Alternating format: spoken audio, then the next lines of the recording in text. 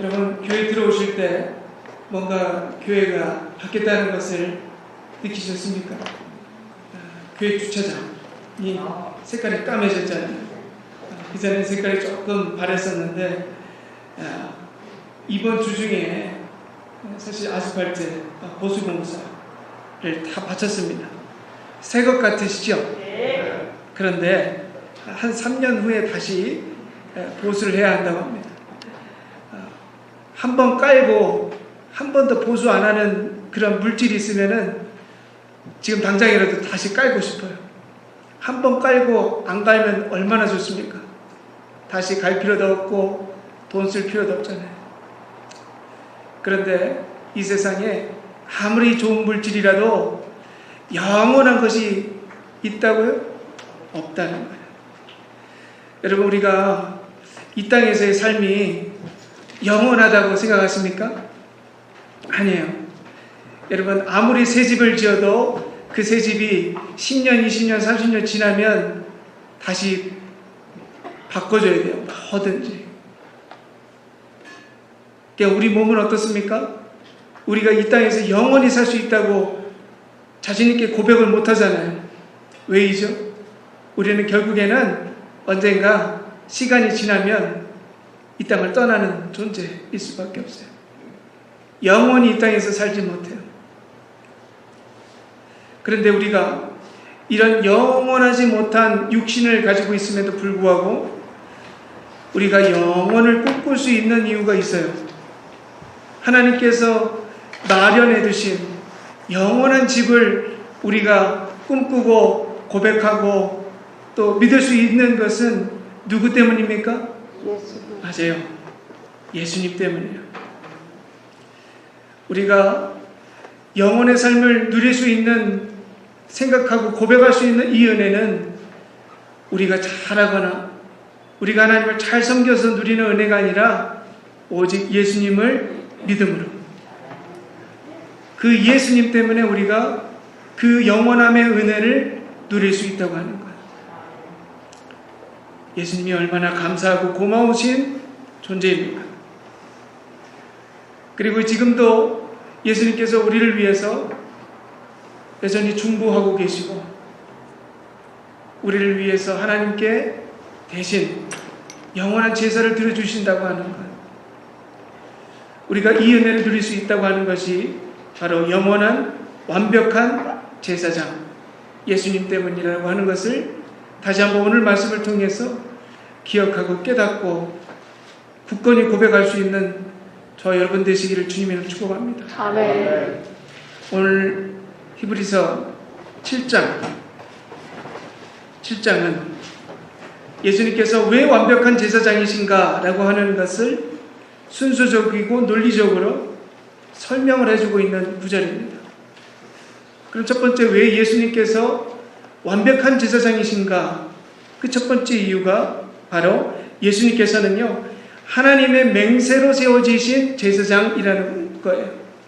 하나님의 맹세로 세워진 영원한 제사장이다. 그 내용이 20절과 21절의 내용입니다. 예수님께서 제사장이 되신 것은 맹세 없이 된 것이 아니니 그들은 맹세 없이 제사장이 되었을 때 오직 예수는 자기에게 말씀하신 이로 말미암아 맹세로 되신 것이라. 아멘. 여기서 말씀하고 있는 맹세는 바로 하나님의 약속입니다. 하나님의 약속으로 예수님께서 제사장으로, 대제사장으로 세워주신 분이시다. 그럼 여기서 나오는 그들이라고 하는 사람들은 바로 레위 지파 제사장들입니다. 레위 지파 제사장들은 하나님의 약속으로 세워진 사람들이 아니라 무엇으로 세워진 사람들일까요? 혈통으로 세워진 사람들이에요. 그러니까 자기가 하나님께서 약속하신 혈통이지만 대를 이어가면서 그들의 맹세와 그들의 뜻으로 세워진 사람들이 아니라 어쩔 수 없이 하나님께서 주신 직분이기에 그것을 감당함으로 세워진 사람들이라는 거죠. 그 차이점이 보여주셔야 합니다. 예수님은 하나님께서 특별하게 지명하신 제사장이고 레위 지파 제사장들은 그냥 대를 이어서 물려온 사람들일 뿐이라는 거예요. 그 증거가 시편 110편에서 분명하게 기록되고 있다는 것을 히브리서 저자가 다시 한번 말씀하고 있는 거예요. 네가 영원히 멜기세덱의 반차를 따르는 제사장이라 하였도다. 하나님께서 지명하셨다. 영원한 멜기세덱의 반차를 따르는 자로 예수님을 세우셨다는 거예요. 그리고 이 구절뿐만 아니라 성경의 여러 예언 구절들을 종합하다 보면 예수님께서 부인할 수 없는 하나님의 아들이시고 그 하나님의 아들, 그 제사장의 역할을 감당하는 하나님께서 보내신 특별하신 제사장이라고 하는 것이 예언서를 통해서 증명되어지고 있다. 이것을 히브리서 저자가 다시 한번 유대 그리스도인들에게 상기시켜주고 있는 구절입니다. 그래서 이렇게 고백을 해요. 더 좋은 언약의 보증이 되어주셨다. 더 좋은 언약의 보증, 바로 예수 그리스도. 우리가 이 구절을 보면 마치 이전에 모세를 통해서 내려져온 율법이 불완전해 보일 수도 있는 느낌이 보여요. 왜냐하면 예수님께서 완성하셨으니까. 그러면 이전에 전통을 통해서 내려져온 율법은 불완전한 것인가? 그런 의미는 아닙니다. 예수님께서 분명히 이 율법을 완전하게 하셨어요. 그런데 이전에 있던 율법이 불완전하다는 의미가 아니라 이것입니다. 하나님께서 주신 율법을 인간이 감당해낼 수가 없었다는 거예요. 하나님께서 완전하신 율법을 인간에게 주셨음에도 불구하고 하나님의 율법이 흠이 있어서 인간이 감당을 못한 것이 아니라 흠은 누구에게 있었다? 인간에게 있었다. 그래서 우리는 하나님의 법을 온전히 감당할 수 있는 능력이 없다는 존재라는 거예요. 하나님 율법 앞에만 서면 그것에 눌려서 끊임없이 그 율법이 우리들의 죄 사슬이 될 수밖에 없는 그런 연약한 인간일 뿐이라고 하는 것을 다시 한번 기억하게 합니다. 여러분, 이런 말이 있잖아요. 장인은 연장을 탓하지 않는다. 레위 지파들은 율법이 감당이 안 됐을 때 누구를 탓했을까요? 율법이 너무 감당이 안 돼. 율법이 너무 완전해. 하나님, 이 율법을 왜 우리들에게 주셨습니까? 이 율법을 지키려고 해도 도저히 지켜지지가 않습니다. 이렇게 했겠죠. 그런데 따지고 보면 그들의 죄를 바라보지 못했기 때문에 나오는 모습이라는 거예요. 말씀을 읽어도 우리가 이렇게 읽는다면 잘못 읽는 거예요. 이 말씀 너무 지키기가 어려워. 이 말씀 너무 힘들어. 하나님께서 이 말씀을 도대체 어떻게 우리에게 지키라고 이 말씀을 주신 걸까? 자꾸 그런 마음과 생각으로 말씀을 받아들이신다면 여러분, 말씀 잘못 받아들이시는 거예요. 문제는 누구에게 있어요? 우리들에게 있어요. 여러분, 왜 우리가 사랑 못합니까? 왜 예수님 말씀대로 살지 못합니까? 말씀이 흠이 있어서 그렇습니까? 아니에요. 우리들의 죄 때문에 그 말씀을 지키지 못하는 거죠. 하나님 말씀이 흠이 있는 게 아니라는 거예요. 문제는 우리들에게 있는데 그 문제를 우리가 인식하고 바라보지 못하면 우리가 믿음에도 불구하고 잘못된 믿음을 걸어갈 수밖에 없다라고 하는 겁니다. 자, 그러면은 인간은 하나님의 율법에 있어서 아마추어라고 한다면 예수님은 하나님의 율법에 있어서 어떤 분이실까요? 프로입니다. 프로. 하나님의 율법을 온전히 감당하셨어요. 그리고 하나님의 율법을 흠을 낸 것이 아니라 무너뜨린 것이 아니라 온전하게 하셨다는 겁니다. 그 해결 방법, 하나님의 율법을 온전히 감당할 수 있었던 그 방법이 무엇이었을까요? 십자가입니다. 예수님께서요, 십자가로 하나님의 율법을 온전히 감당하실 수 있으셨어요. 자신의 몸을 드리셨어요. 인간은 자신의 몸을 드릴 자격이 없어요. 왜? 죄에 쌓여 있으니까. 죽을 수밖에 없으니까. 그런데 예수님께서는 흠이 없고 죄가 없으신 분으로 그 자신의 몸을 온전히 하나님께 드리심으로 인해서 온전한 하나님의 율법을 완성하셨다. 그러니까 히브리서의 저자가 얘기하는 거예요. 아니, 이렇게 완벽한 하나님의 아들 예수 그리스도가 있는데, 율법을 온전하게 감당하셨던 예수님이 있는데 왜 배교를 걱정하느냐 말이에요. 왜 하나님의 율법을 온전히 감당할 수 없는 그 인간이 감당하는 예전의 율법으로 돌아가느냐 이거예요. 여러분, 예수님이 온전히 감당하실 수 있으셔요. 그래서 지금 우리가 이 은혜를 누릴 수 있다는 겁니다.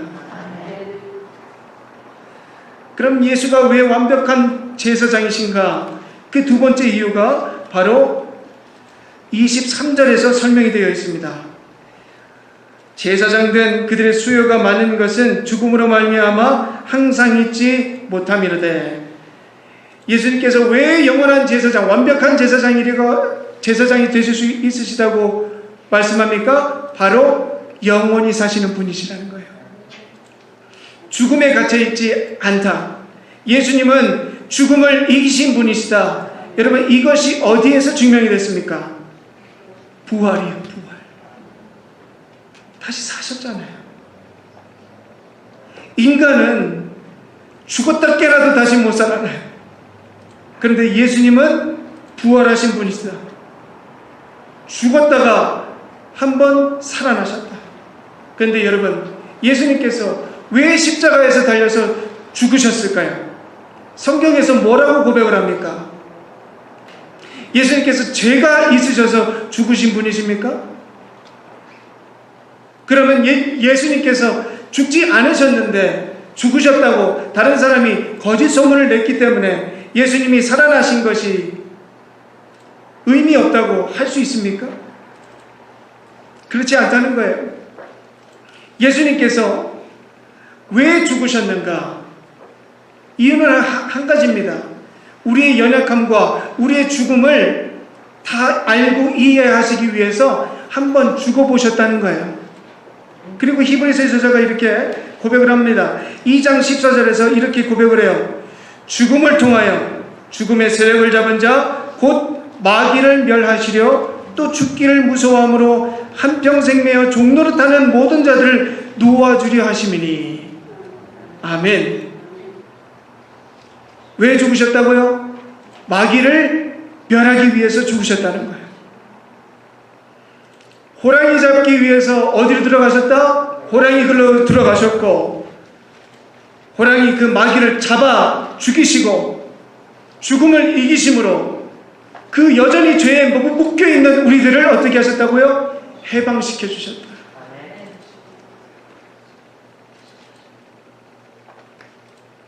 여러분, 예수님이 얼마나 대단하신 분이십니까? 여러분, 부활이 우리들에게 그저 예수님만 사셨다는 게 아니에요. 예수님이 사심으로 우리도 살았고, 예수님이 부활하심으로 우리에게 묶여있던 죄의 사실이 풀려지게 되었다.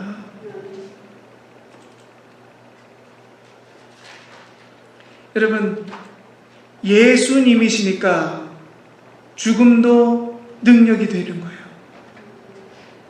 여러분, 우리에게 죽음은 뭘까요? 끝이에요. 그런데 예수님에게 있어서 죽음은 끝이 아니시라는 거예요.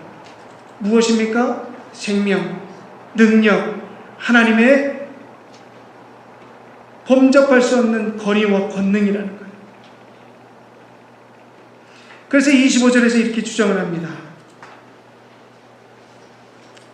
그러므로 자기를 힘입어 하나님께 나아가는 자들을 온전히 구원하실 수 있으시니 이는 그가 항상 살아계셔서 그들을 위하여 간구하시니라. 아멘. 예수님께서 지금도 영원히 살아계시는 분이시다. 그러면서 이렇게 좀 답답한 마음에 유대 그리스도인들, 배교를 고민하고 있는 사람들에게 이렇게 얘기하는 거예요. 너희들은 지금 죽음을 두려워해서 지금 믿음을 버릴까 말까 고민하고 갈등하지만 예수는 죽음을 이기시고 부활하셔서 지금도 여전히 살아계시고 이런 연약한 우리를 위해서 항상 중보하고 계시는 분이시다. 이런 완전하신 분을 놔두고 어떻게 배교를 고민할 수 있냐는 거예요.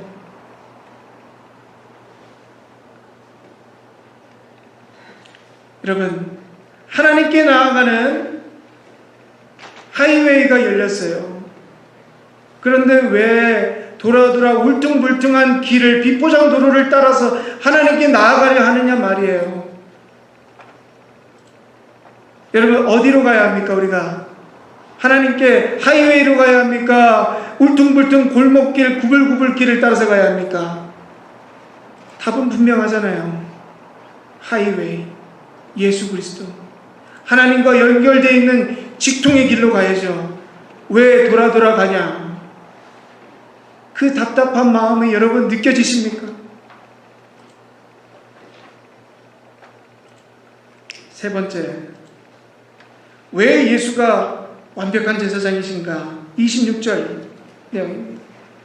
이러한 대제사장은 우리에게 합당하니 거룩하고 악이 없고 더러움이 없고 죄인에게서 떠나 계시고 하늘보다 높이 되시니라. 아멘. 예수님의 조건이 나오죠. 뭡니까? 거룩하고 악이 없고 더러움이 없고 죄인에게서 떠나 계신 분이시다. 그리고 지금 하늘에 계신 분이시다라고. 여러분, 레위 제사장의 약점이 뭡니까? 약점은 인간이라는 그 자체예요. 인간이라는 그 자체는 약점을 가지고 있는 존재예요. 첫 번째로 죽을 수밖에 없다. 죽을 수밖에 없는 존재. 그런데 그 죽음보다 더 위험한 것이 있다면 무엇일까요? 바로 죄에서 벗어날 수 없다는 존재예요. 죽어도 죄에서 벗어날 수가 없어요. 이것은 원죄의 뿌리 깊은 그 박혀있는 벗어날 수 없는 원죄에서 기록이 됩니다. 우리 인간이 왜 에덴 동산에서 쫓겨나게 되었을까요? 선악과 때문입니다. 선악과가 우리에게 주는 의미가 뭐죠? 마귀가 아담을 어떻게 깨웠을까요? 네가 하나님과 같이 똑똑하게 될 거야 라는 거예요. 즉 우리 인간의 죄의 본성은 뭐냐? 하나님처럼 되려는 거예요. 하나님처럼 되는 게 우리가 하나님 앞에서 질 수 있는 가장 큰 죄예요. 여러분, 근데 이런 악한 모습이 레위 제사장의 안에서만 발견되는 게 아니라 우리 안에서 분명히 발견이 됩니다.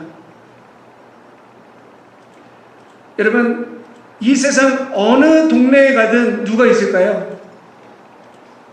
동네에 가면 꼭 한 명이 있어요. 동네 대장이 있습니다. 동네 대장이 있어요. 어느 골목에 가도 누가 있어요? 골목 대장이 있어요. 인간은 그런 존재예요. 그 조그만한 그 모임 속에서 누가 태어나요? 대장이 태어난다는 거죠. 그런데 이 대장들의 특징이 있다면 뭘까요? 그 대장들이 정의롭고 선하고 의롭고 하나님의 뜻을 잘 따르는 사람인가요? 아니면 그 반대인가요? 그 반대예요. 어떻게 하지 말라는 짓만 그렇게 골라서 하는지 몰라요. 하지 말라는 일만 골라서 하는 게 골목대장이에요. 사고란 사고는 다 치고 다니죠. 골목대장에서 못된 짓은 다 하고 다녀요. 그래서 여러분, 인간은요, 모든 것이 평화롭고 좋고 누려지면 어떻게 될까요? 대장을 세우고 그 대장이 박해져요. 그전에는 그렇게 정의롭던 사람들이 왜 그렇게 높은 자리만 올라가면 그렇게 약해질까? 여러분, 어렵게 생각할 필요 없습니다. 그게 인간입니다. 그게 인간이에요. 그래서 사단이 꼬리를 조준하지 않아요. 어느 공동체에든 누구를 조준할까요? 사단은 머리를 조준해요. 왜? 꼬리는 아무 의미가 없어요. 꼬리는 조준해봐야 아무 의미가 없어요.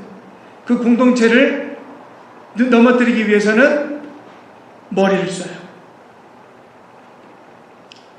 그래서 여러분, 지도자들을 위해서 기도하셔야 돼요. 왜? 그들이 늘 노출되어 있어요. 누구에게? 사단의 공격이 노출되어 있다는 거예요. 저를 위해서 좀 기도해 주셔야 돼요. 그리고 리더분들을 위해서 기도해 주셔야 돼요. 여러분, 가장들을 위해서 기도하셔야 돼요. 그래야 그 가정이 살고 공동체가 살 수 있습니다. 그러면 이제 레위 지파 얘기를 한번 가보시죠. 이 약점이 레위 지파 족속에게 그대로 드러났습니다. 시간이 지나갈수록 부정부패한 제사장들이 일어나기 시작해요. 제사장들이 늘 거룩했나요? 아니에요. 나쁜 짓을 골라서 했어요. 오죽하면 하나님께서 세워진 대제사장들을 멸하기까지 하셨을까? 그뿐만입니까? 거짓 선지자들은 수없이 일어났죠. 이 역사를 보면 하나님의 역사가 있는 반면에 사단의 역사가 너무나도 분명히 일어났던 거죠. 그런데 그 사단의 역사에 인간인 레위 지파 족속들이 너무나도 허망하게 무너지기 시작했어요. 여러분, 예수님이 왜 죽으셨어요? 예수님께서 내가 죽겠다 하고 죽으셨던 것처럼 보일 수 있지만 사실은 이 악한 제사장들의 무리 때문에 죽으신 거예요. 죽였잖아요. 억울한 죄를 덮어 씌웠잖아요. 그럼 살펴보시면 예수님께서도 이렇게 죽으셨고, 지금 유대 그리스도인들은 이 무리들의 악함 속에서 벗어났던 사람들이에요. 벗어나서 이제 예수님만 온전히 믿고 십자가의 보혈을 누리면서 예수 잘 믿었던 사람들인데, 다시 예전으로 돌아가라고 하니 예전으로 안 돌아간다면 죽인다 그러고, 사업체 망한다 그러고, 목숨을 위협한다고 하면 배교를 하는 그 고민이 어떤 겁니까? 다시 이 예전의 더러운 무리들 속으로 들어간다는 의미잖아요. 아니, 단순히 이 땅에서 목숨 유지하기 위해서, 사업 지키기 위해서 다시 그 더러운 예전의 모습으로 돌아간다고 하는 게 맞는 일입니까? 돌아가면 안 되잖아요. 근데 고민하고 있는 거예요. 뭐 때문에? 목숨 지키기 위해서, 사업 지키기 위해서. 예수님은 이 거룩한 은혜를 버리려고 하는 이 모습 자체가 맞느냐 이 말이에요. 히브리서 저자가 유대 그리스도인들에게 호소하는 겁니다. 너희들 다시 그 더러운 예전의 모습으로 돌아가려고 하느냐? 어떻게 돌아가려고 하느냐? 이 더럽고 악하고 연약한 이 인간 레위 지파 제사장이 있는 예전으로 어떻게 돌아가냐? 돌아가지 말아라. 배교하지 말아라. 거룩하고 흠이 없고 온전한 제사를 올리신 예수 그리스도에게 붙들려 있어야 되지 않겠느냐?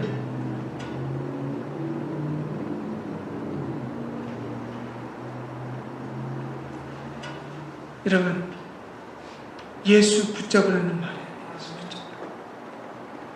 다른 생각하지 말고, 쓸데없는 생각하지 말고 예수 붙잡아라. 그럼 된다. 그러면서 이 히브리서 저자가 이전에 있었던 율법에서 벗어나서 우리가 예수를 믿는 것이 어떤 은혜를 누리는 것인지를 다시 한번 기억나게 해줍니다. 27절 말씀이에요.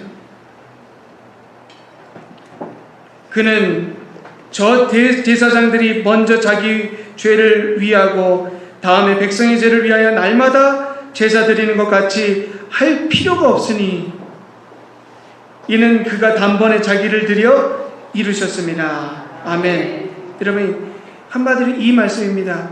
이전까지는 우리가 하나님 앞에 나아가기 위해서는 연약한 인간을 통해서 수없이 제사를 드려야만 했고, 그 인간인 제사장도 수 없는 제사를 드려야만 했는데 이제는 우리가 그 수 없는 제사를 드릴 필요가 없다. 한 번만 드렸어요. 한 번만 드릴 필요도 없어요. 이제는 예수를 믿으면 끝난다. 왜? 예수님께서 우리들의 모든 연약함과 악함을 위해서 단번에 제사를 드리셨기 때문에 번거로운 제사가 필요 없다. 여러분, 이게 복음 중에 복음 아닙니까? 유대인들에게는 이게 복음 중에 복음이에요. 왜? 그 수많은 일들의 그 어려웠던 준비했던 제사의 과정들이 싹 사라지고 예수를 믿으면 돼요. 이게 복음 중에 복음. 여러분, 하나님께서 얼마나 큰 은혜를 우리에게 주신 겁니까? 여러분, 우리가 이 은혜를 누리는 겁니다, 지금. 그런데 이런 복 중에 복을, 굴러들어온 복을 걷어차버리고 어떻게 옛날로 또 들어가냐. 그런데 아마 여러분, 유대 그리스도인들에게 이러한 마음 가진 사람들이 있었을 거예요. 예전에 드리던 제사가 오히려 복잡하지만 더 익숙하기 때문에 더 은혜가 된다. 이런 사람들이 있었을까요? 없었을까요? 우리도 그렇잖아요. 좀 복잡하다가 좀 이렇게 좀 익숙해졌다가 갑자기 확 줄어들면 어때요? 이게 적응이 안 되잖아요. 이게 뭔가 뭔가 좀 허전하고, 그렇죠? 뭔가 좀 더 해야 될 것 같고, 뭔가 좀 한두 가지라도 더 있어야 이게 하나님께 예배 드리는 것 같고, 우리도 그렇지 않습니까? 여러분, 순서가 그냥 찬송 아무것도 없고 그냥 찬양하다가 말씀하고 축도하고 끝내면 어떠실 것 같아요? 아마 저한테 좀 몇 개 좀 넣었으면 좋겠습니다 이렇게 하시는 분들이 계실지도 몰라요. 아마 유대 그리스도인들 가운데도 이 부분에서 좀 허전함을 느끼는 사람들이 있었을 거예요. 그래서 그래도 예전으로 돌아가면 좀 더 뭘 하나님께 하고 드리는 것 같아서 좀 풍성한 느낌이 있을 것 같다라고 고민하는 유대인들이 있었겠죠. 그런데 이것 때문에 배교를 고민한다고 한다면 여러분, 정말 그 사람들이 제사의 의미를 알았던 사람이라고 생각하십니까? 여러분, 만약에 그것 때문에 배교를 고민했다면요, 제사가 뭔지 모르는 사람들이에요. 여러분, 제사가 뭡니까? 제사는요, 본래 내가 죽어야 되는 시간이에요. 내가 죽는 시간인데 뭘 데려옵니까? 재물을 데려와요. 소를 가져오는 사람, 염소, 양, 아니면 비둘기 이렇게 가져와요. 그래서 거기 번제하는 곳이 있죠. 그리고 그 각 뜨는 곳이 있어요. 처음에 재물을 가져오면 피를 흘립니다. 피가 철철철철 흘려요. 그리고 그 피를 모아둡니다. 왜냐하면 지성소 안으로 들어가야 되거든요. 그 피를 가지고 그 피 흘리는 걸 다 봐요. 그 피를 다 뺀 다음에 그 다음에 어떻게 합니까? 각을 뜹니다. 각 떠요. 그 다음에 그 각 뜬 걸 어떻게 합니까? 태워버려요. 그게 번제예요. 그게. 근데 그 피가 흘리고 각이 뜨이고 태워지는 게 누구예요? 자기예요. 자신의 죄를 그 제물에게 옮겨서 피를 흘리고 각을 뜨고 태움을 통해서 하나님께서 그 제사를 받으심으로 내 죄가 용서받았다고 하는 것을 경험하는 시간이란 말이에요. 제사는요, 한마디로 피바람 나는 시간입니다. 피바람이 나요. 여러분, 처음에 그거 본 사람들은 어땠을까요? 트라우마에 걸려요. 트라우마에. 각이 띄어지는 걸 다 봤어요. 그래서 뭔 죄를 질 때마다 그게 떠오르는 거예요. 내가 그렇게 죽었는데 어떻게 죄를 짓느냐. 그러면서 죄를 안 짓는 거죠. 여러분, 제사는 그런 시간이에요. 그런데 이 시간이 반복되어 가면서 유대 그리스도인들이 잃어버렸던 것이 있다면, 유대인들이 잃어버렸던 것이 있으면 그게 무엇이었을까요? 감사와 기쁨이에요. 감사와 기쁨이, 하나님께서 나에게 용서할 수 있는 길을 주셨고, 하나님을 만날 수 있는, 하나님께 나아갈 수 있는 길을 열어주셨다는 그 감사와 기쁨은 싹 사라지고 두려움만 남았어요.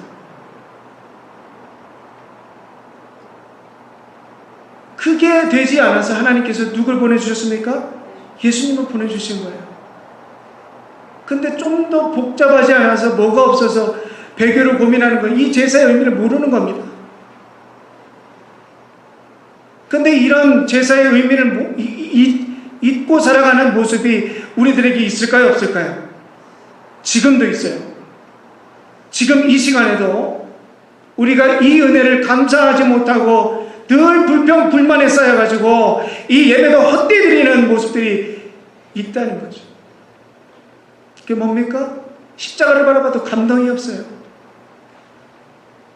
보혈의 의미를 찬송하고 말을 해도 감격과 감동이 사라졌어요. 여러분, 예수님께서 십자가에 달려서 돌아가신 이 십자가에 누가 죽었어야 돼요? 내가 죽었어야 돼요. 내가 죽어야 된다고요. 그런데 예수님께서 대신 죽으셨어요.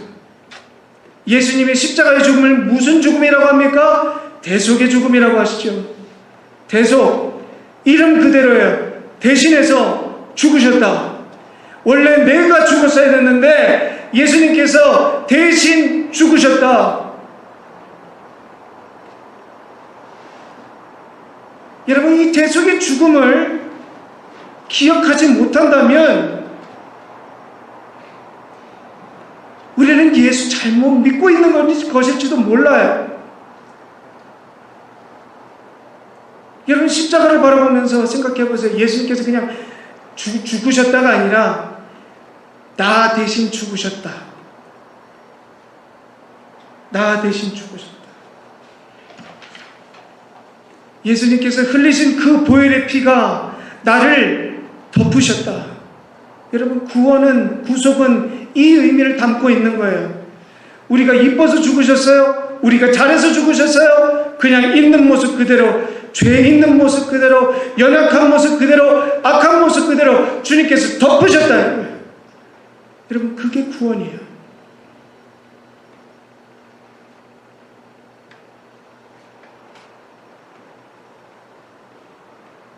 하나님께서 뭐가 이쁘다고 우리를 왜 죽으세요? 사실 하나님께서 우리 그냥 멸하시고 딱 입싹 닦으셔도 우리가 하나님한테 뭐라고 얘기를 해요?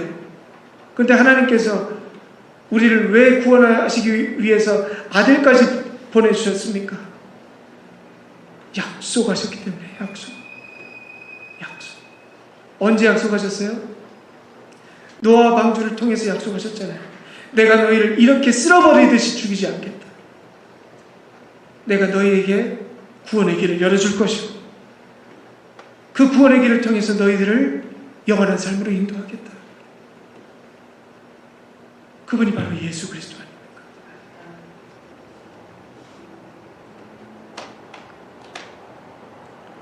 오늘 본문 마지막 28절 한번 보시기 바랍니다.